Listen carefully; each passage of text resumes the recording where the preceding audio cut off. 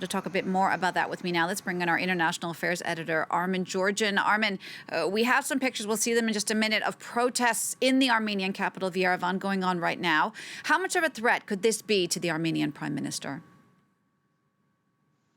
Well, Prime Minister Pashinyan was compelled to sign this document. There was really no other way out because the situation in the war was absolutely dire for the Armenian military. So he had no choice. And by doing that, of course, his position has become slightly weaker politically.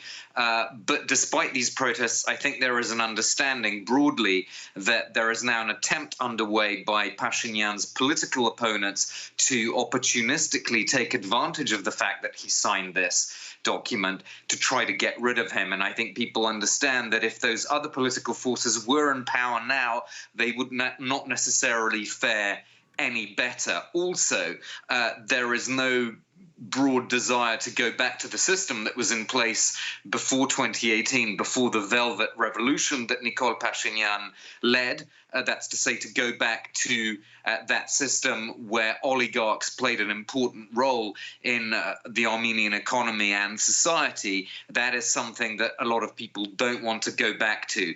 So while Pashinyan obviously is facing a very, very difficult situation generally and a challenge to his personal authority, there are some factors which are playing in his favor nonetheless.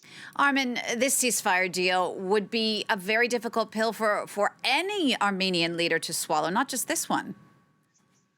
Well, of course, because the war has such a huge cost. I mean, the Armenian military has lost at least 1,300 servicemen.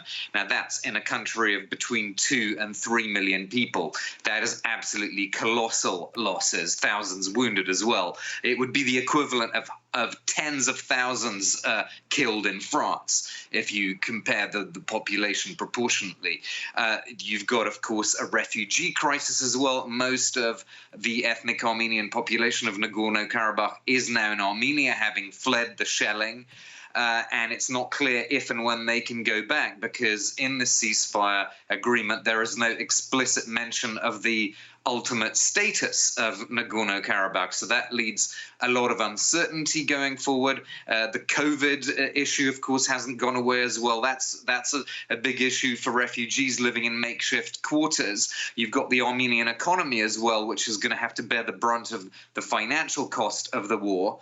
And then you've got this new geopolitical reality with, first of all, arch foe Azerbaijan. Its military forces have now come much closer to the borders of the Republic of Armenia. They will come even closer when Armenia actually abides by the ceasefire deal and withdraws its remaining military forces from Nagorno-Karabakh and the surrounding regions. You've got an increase in Turkish influence as well with a new Turkish presence. We don't know exactly where that's going to be in Nagorno-Karabakh, but we know that Turkey is going to be involved in implementing, in monitoring the implementation of this deal. So all of this makes for a very unwelcome set of new geopolitical realities for Armenia.